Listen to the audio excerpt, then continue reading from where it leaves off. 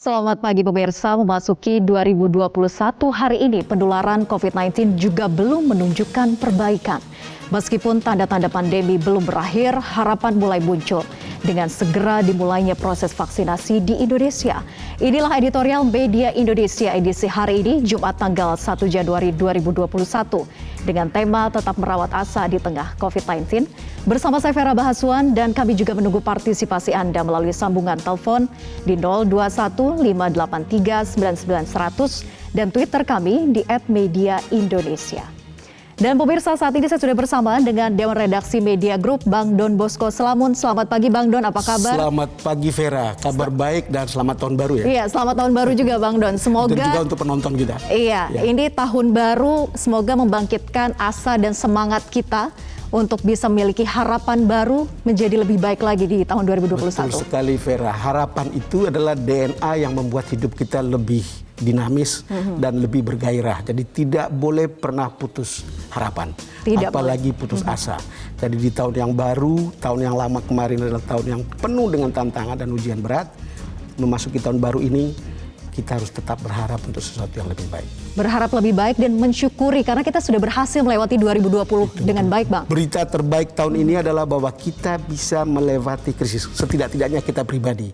Karena banyak di antara kita yang sudah kehilangan keluarga tercinta karena meninggal akibat COVID, banyak yang kehilangan pekerjaan, dan untuk kita yang masih bisa melewati tahun ini adalah berita yang terbaik yang kita miliki, dan itu tadi tidak ada pilihan, kita harus bersyukur.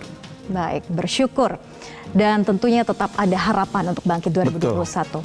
Bang Don dan juga pemirsa, karena hari ini Harian Media Indonesia tidak terbit, tapi Anda dapat melihat berita kami melalui mediaindonesia.com. Ada beberapa headline, Bang. Kita coba lihat terlebih dahulu. Yang pertama, konsep crowd free night atasi kerumunan malam tahun baru di DKI Jakarta atau konsep malam bebas dari keramaian. Nah, ini menurut Kapolda Metro Jaya, DKI Jakarta ini bebas dari kerumunan massa di malam pergantian tahun baru.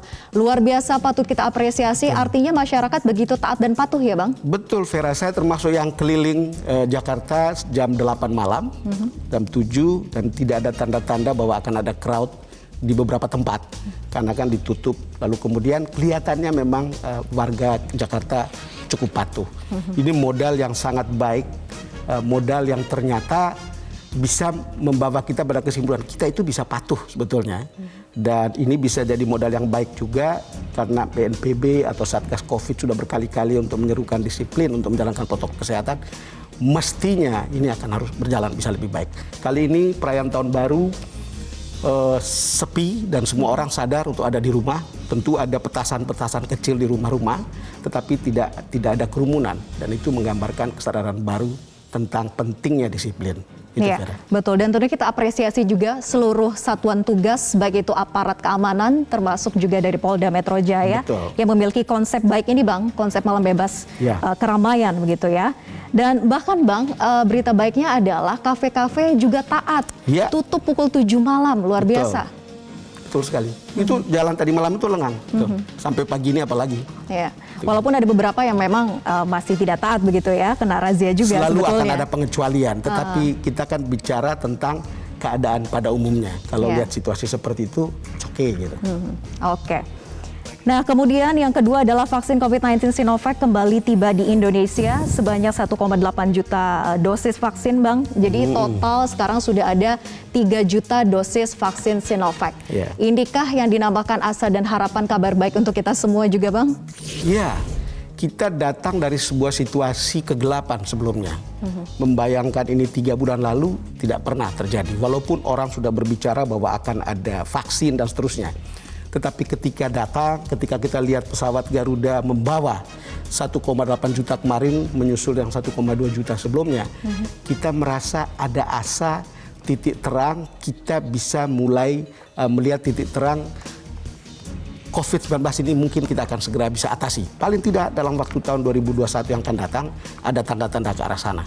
Dan saya kira ini kan hanya sebagian dari komitmen untuk mendatangkan vaksin 330 juta, yang direncanakan oleh pemerintah melalui negosiasi multilateral, tidak hanya dari Cina tapi juga dari Amerika, dari Inggris atau dari Eropa dan seterusnya, yang membuat kita bisa menciptakan kekebalan komunal atau herd immunity. Iya, atau herd immunity. Jadi ini tanda-tanda titik terang tentang pemulihan, titik terang tentang penyelesaian, dan titik terang tentang harapan baru yang lebih besar untuk pemulihan tahun depan. Iya, kita harapkan juga komitmen itu bisa terpenuhi karena masih ada beberapa juta dosis lagi yang kurang sebetulnya, Bang ya. Betul. Kita bahas nanti lebih jelasnya, Bang. Kemudian kita lihat lagi headline yang ketiga, ini Presiden Jokowi menyatakan 2021 kita bangkit. Sebuah pernyataan yang mengembalikan kembali optimisme kita semua, tapi juga tentunya harus realistis nih, Bang. Betul.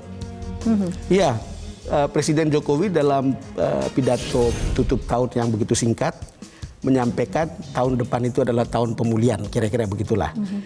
Tahun yang 2020 adalah tahun yang penuh ujian. Dan pandemi COVID yang sudah menelan 1,8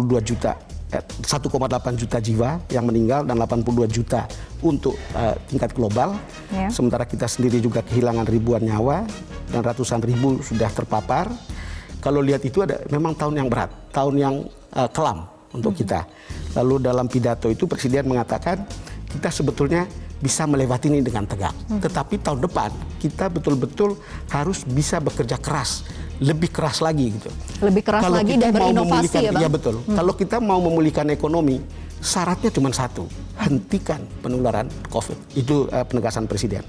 Jadi kalau kita lihat bagaimana janji pemerintah untuk bekerja keras, lalu kemudian janji bahwa vaksin akan datang sebanyak 330 juta dosis begitu untuk kemudian kita, untuk kita kita boleh berharap bahwa kita punya harapan tahun depan itu lebih baik.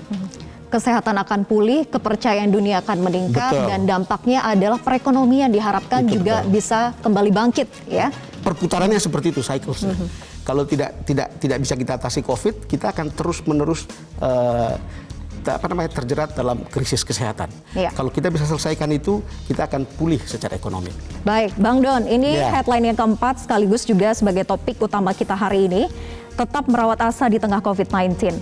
Pandemi ini memang menekan seluruh sendi kehidupan kita begitu ya, tanpa terkecuali. Kalau tadi sudah disinggung, ada sebagian masyarakat kita yang harus kehilangan sanak saudara yang mereka cintai begitu ya, sangat kehilangan. Kemudian juga ada berbagai macam tenaga kesehatan juga yang harus mengalami kehilangan saudaranya ataupun dari tenaga kesehatan sendiri yang meninggal dunia begitu. Ini menjadi catatan besar dan harus kita perbaiki di 2021 ini untuk dan editorial kali ini ingin mengatakan bahwa jangan pernah putus asa dan jangan pernah kehilangan asa untuk tahun yang akan datang.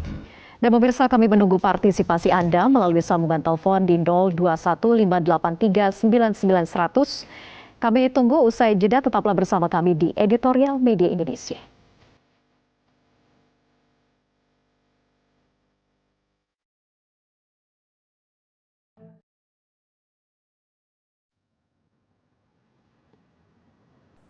Assalamualaikum warahmatullahi wabarakatuh. Salam sejahtera untuk kita semuanya. Om Swastiastu, Namo Buddhaya, salam kebajikan. Bapak, Ibu, dan saudara-saudara sebangsa dan setanah air. Sebentar lagi kita akan meninggalkan tahun 2020. Kita semua mencatat tahun 2020 sebagai tahun ujian yang amat berat. Pandemi COVID-19 mengakibatkan krisis kesehatan dunia dan krisis perekonomian dunia yang melanda 215 negara. Total kasus positif COVID dunia sudah mencapai 82 juta orang, dengan kematian 1,8 juta orang.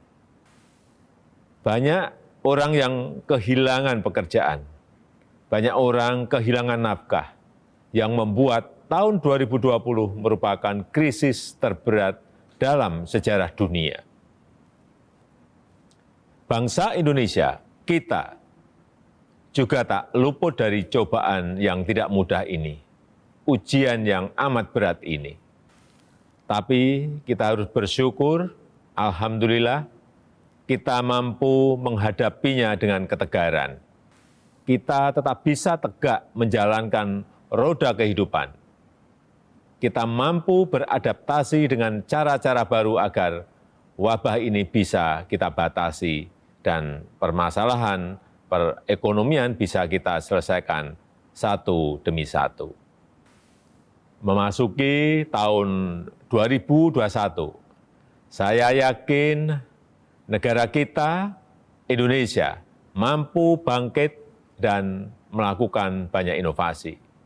Pemulihan perekonomian setahap demi setahap telah membaik, mulai terasa di kuartal ketiga dan keempat tahun 2020 ini. Investasi baru mulai muncul yang akan menggerakkan ekonomi masyarakat dan industri masa depan, sehingga peluang kerja akan meningkat dan kesejahteraan masyarakat akan lebih baik. Tapi bukan berarti persoalan sudah selesai. Ada satu syarat terpenting yang harus kita kerjakan untuk mencapai pemulihan ini. Kita harus berhasil mengatasi pandemi COVID. Kita harus mampu menghentikan wabah ini dengan segera. Memang sesuatu yang tidak mudah. Oleh karena itu, pemerintah akan terus bekerja keras mengendalikan kasus COVID-19. Ya, pemirsa dan juga Bang Don, kalau tadi kita simak pernyataan dari Presiden Joko Widodo, apa saja sebetulnya makna yang bisa kita petik? Ya, pertama yang perlu kita pegang adalah janji Presiden dan janji pemerintah untuk bekerja keras mengatasi COVID ini, lalu kemudian yang pada akhirnya bisa membuat ekonomi kita tumbuh. Yang kedua, kesadaran bahwa kita ini tahun ujian yang berat seperti yang dalam opening yang dinyatakan oleh Presiden. Yang ketiga, kita harus tetap optimis. Gitu. Kalau kita sebagai bangsa bisa optimis, maka kita mungkin akan sampai ke jalan yang di titik terang, di mana cahaya itu ada untuk harapan untuk kita kemudian pulih begitu. Itu inti dari pidato Presiden. Tapi semua itu harus selesaikan COVID tahun ini. Dan tanda-tanda tadi kan kita sudah bicara tentang datangnya vaksin. Tetapi ingat juga bahwa vaksin bukan satu-satunya. Tadi juga disinggung oleh Presiden begitu ya. Bukan artinya tapi bahwa kita harus selesai. tetap disiplin.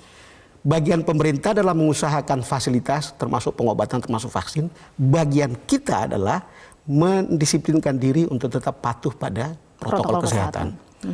Pakai masker, jaga jarak, cuci tangan. Itu sebetulnya satu hal yang sangat mudah.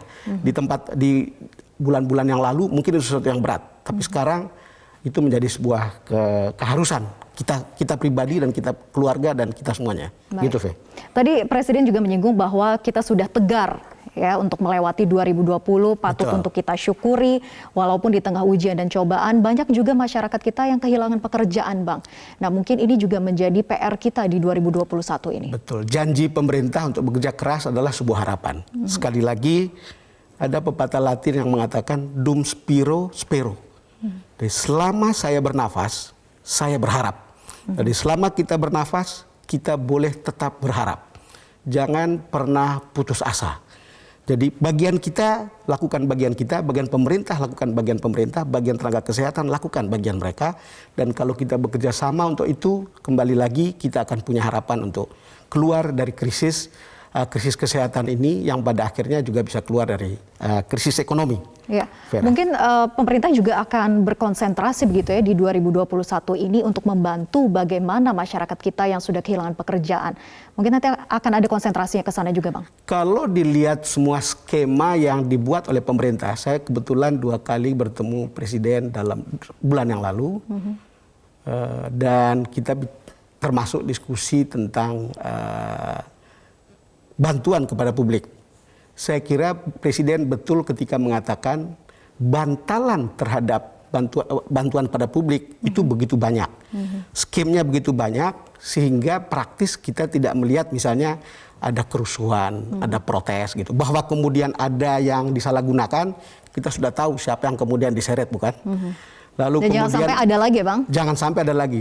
Bahwa ada 1, 2 atau mungkin devian atau deviasi 5% dalam penyaluran atau kelambatan gitu. Menurut saya untuk sebuah negara yang sebesar ini, itu sebetulnya sebuah hasil kerja yang cukup bagus, gitu, Faye. Dan menjadi PR kita bersama juga untuk saling menjaga, memata-matai begitu ya. Kalau ada hal-hal yang salah dan keliru, jangan sampai hak dari masyarakat ini tidak dapat diperoleh dengan baik. Betul. Nah, kemudian Bang, kalau kembali lagi menyinggung terkait dengan vaksinasi yang dikatakan oleh Presiden, kita berencana, lagi-lagi ini adalah rencana ya Bang, bahwa pertengahan Januari 2021 kita akan mulai proses vaksinasi.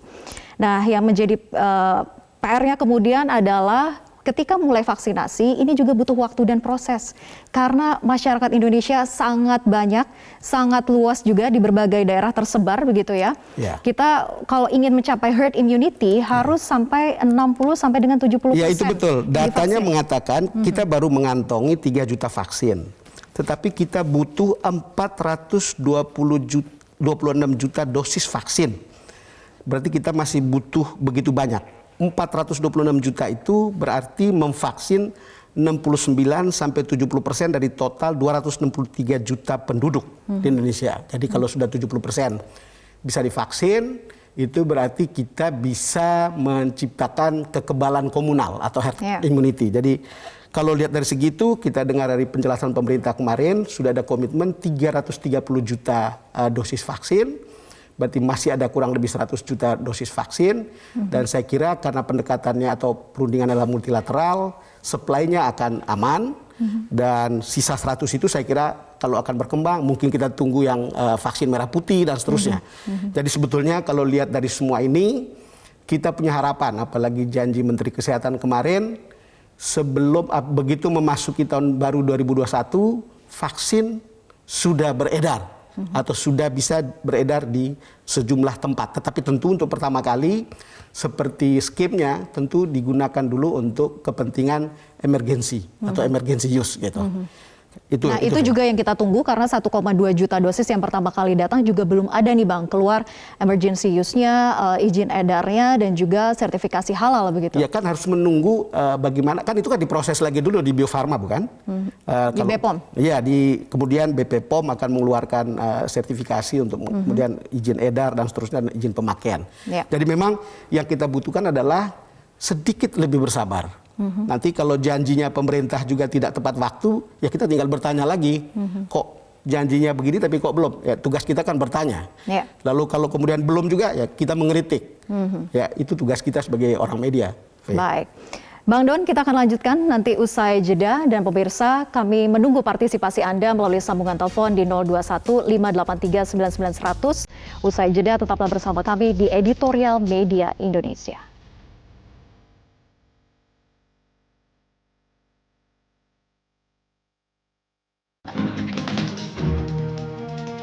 Terima kasih Anda masih bersama kami di Editorial Media Indonesia, Bang Don dan juga pemirsa. Kalau kita kembali membahas tetap merawat asa di tengah COVID-19, vaksinasi ini yang akan dimulai rencana pertengahan Januari 2021, bagaimana skema vaksin yang akan diberikan? Kan ini rencananya gratis nih Bang. Betul. Ya Vera, ini kita perlu bersabar. Ingat, kalau kita mau memvaksin 180 juta penduduk, itu jumlah yang tidak kecil. Maka kita perlu bersabar, karena itu pemerintah membuat skema. Kalau tidak salah, garda terdepan itu 1,3 juta. Mereka akan siapkan, lalu kemudian orang yang kontak erat dengan pasien itu 50.000, petugas pelayanan publik terus 15.000, masyarakat umum 92,28 juta, tenaga pendidik 4,36 juta, lalu kemudian ASN dan legislatif 3,72. Jadi kita jangan berebut nih. Intinya kita harus betul-betul ikuti prosedur ini. Ya itu tadi, makanya kita harus tetap disiplin. Ya, dan harus paham skala prioritas ya Bang. Betul. Karena yang didahulukan 1,2 juta dosis. Bahwa ini betul-betul perlu endurance.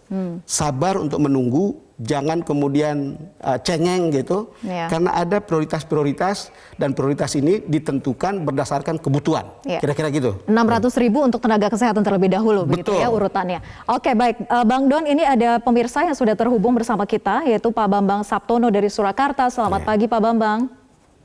Selamat pagi Metro TV dan selamat pagi saudaraku bangsa Indonesia. Ya, silakan Pak Bambang. Seperti yang disampaikan oleh Presiden Joko Widodo tadi, yaitu dalam sambutan tahun baru 2021, bahwa pandemi COVID-19 telah menjadikan 215 negara-negara di dunia, termasuk Indonesia, mengalami krisis kesehatan dan juga krisis perekonomian. Di mana Mbak, sampai sekarang ini jumlah korban di dunia yang diakibatkan oleh COVID-19 mencapai 82 juta kasus positif dan 1,8 juta orang meninggal dunia. Sementara di negara kita Indonesia, jumlah kasus positif telah mencapai 700 ribuan dan yang meninggal dunia juga telah mencapai 21 ribuan orang.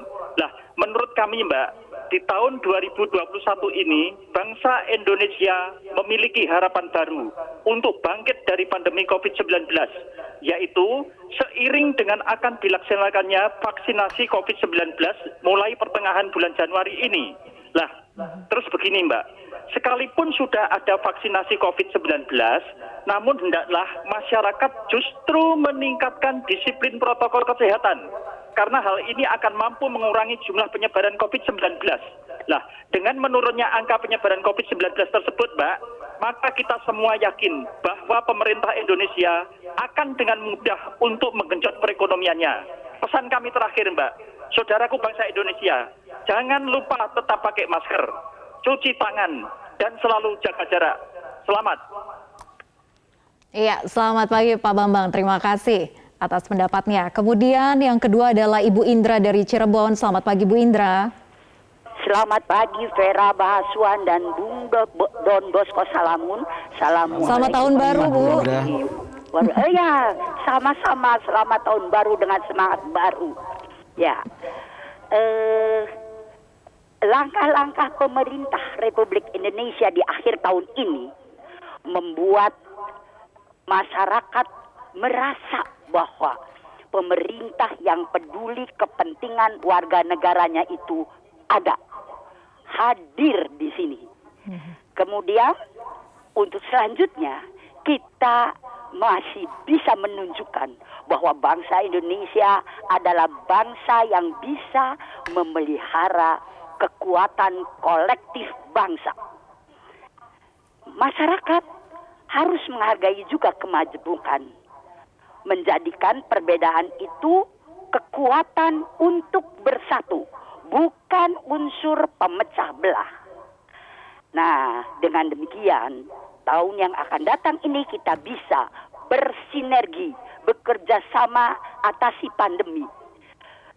Semuanya harus mempunyai keseragaman usaha dengan instruksi dari pemerintahan pusat dan dijalankan oleh daerah.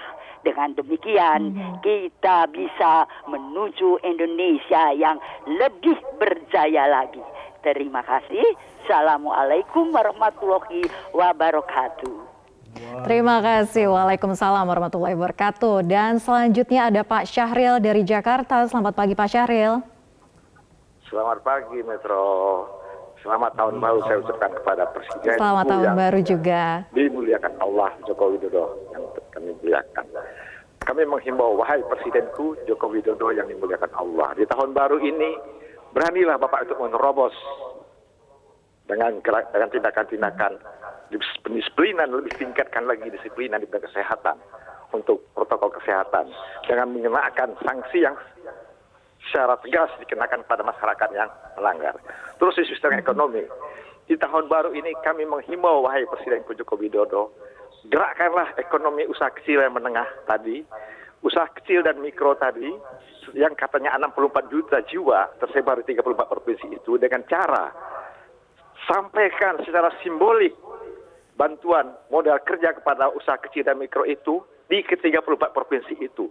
Secara simbolik Bapak harus menyampaikan di 34 provinsi itu. Jangan di Bogor saja, di Istana Bogor. Jangan di Istana Jakarta saja. Tapi di seluruh 34 provinsi itu Bapak harus hadir memberikan semangat kepada mereka.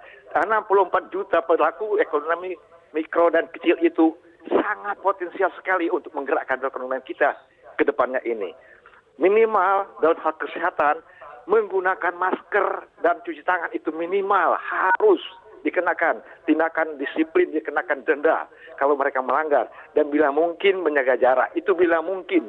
Akan tetapi bila tidak mungkin ya minimal saya bilangkan menggunakan masker. Untuk itu pemerintah harus menyediakan masker dengan harga yang murah kepada masyarakat, harus menyediakan masker dengan harga yang murah kepada masyarakat dan sanitizer dengan harga yang bisa dijangkau oleh masyarakat. Dan lagi kami minta Bapak melupakan itu. Dan terakhir kami sampaikan lagi secara simbolik, wahai Presiden Joko Widodo, tampilkanlah diri Anda ke 34 provinsi itu untuk menyampaikan bantuan usaha kecil menengah tadi yang katanya 22.400.000 rupiah itu kepada para UKM-UKM yang ada di 34 provinsi. Tampil Bapak khususnya, tampil pertama kali di kampung saya di Jambi sana, provinsi Jambi sana. Tampil di sana, sampai kepada masyarakat, dorong masyarakat, beri mereka semangat. Iya, baik, terima kasih Pak Syahril. Kemudian di belakang Pak Syahril ada Pak Ihwan dari Jember. Selamat pagi Pak Ihwan.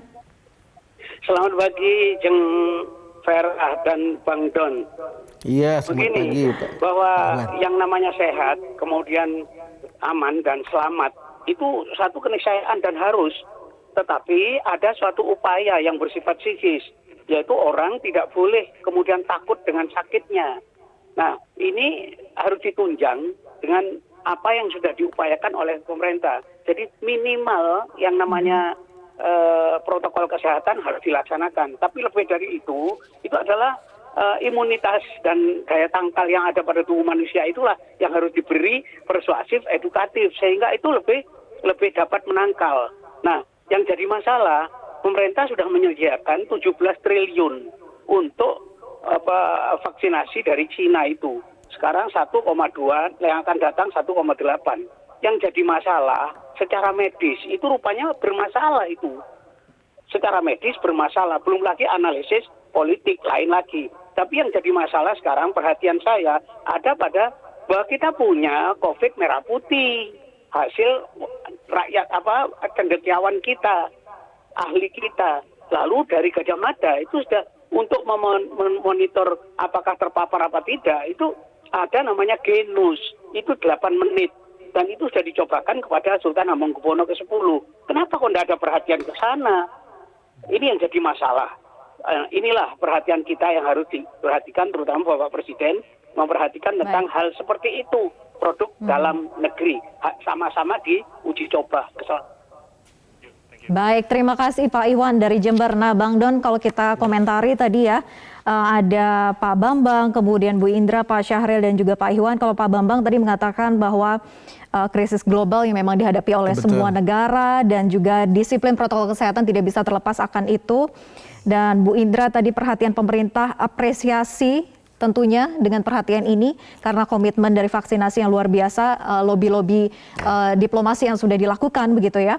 Kemudian sinergi kepada pemerintah daerah. Nah, ini juga penting nih Bang. Bagaimana Bang? Betul. Tapi yang mungkin lebih menarik itu dari Pak Syahril tadi yang menyerukan kepada Presiden untuk memberikan bantuan pada UKM. Ya. Karena memang banyak dan mereka adalah yang menjadi korban paling banyak di situasi pandemi ini. Sama seperti cerita Pak Iwan dari Jember yang minta untuk memulai mengutamakan produk vaksin dalam negeri. Memang cerita tentang keamanan dan kenyamanan vaksin ini kan masih pro kontra ya. Jadi tapi saya kira yang pertama harus dipikirkan bahwa soal vaksin ini harus beyond politics. Jadi jangan ada politisasi, jangan ada keributan, kegaduhan karena untuk kepentingan politik gitu. Tapi betul-betul atas dasar pertimbangan kesehatan. Jadi kenyamanannya dan keamanannya itu tetap penting gitu untuk supaya orang merasa vaksin itu oke gitu, bisa diterima gitu, Vera. Baik, dan Bang Don dan juga pemirsa tentunya tetap merawat asa di tengah COVID-19 ini adalah upaya pemerintah untuk memulai vaksinasi massal guna melawan pandemi COVID-19 adalah sebuah harapan. Namun kita tidak boleh larut dalam euforia hingga lupa bahwa pandemi ini belum berakhir. Tetap terapkan protokol kesehatan hingga kita seutuhnya menang melawan corona. Bang Don dan juga pemirsa, ini adalah akhir dari editorial Media Indonesia kali ini. Saya ucapkan terima kasih dan sampai jumpa.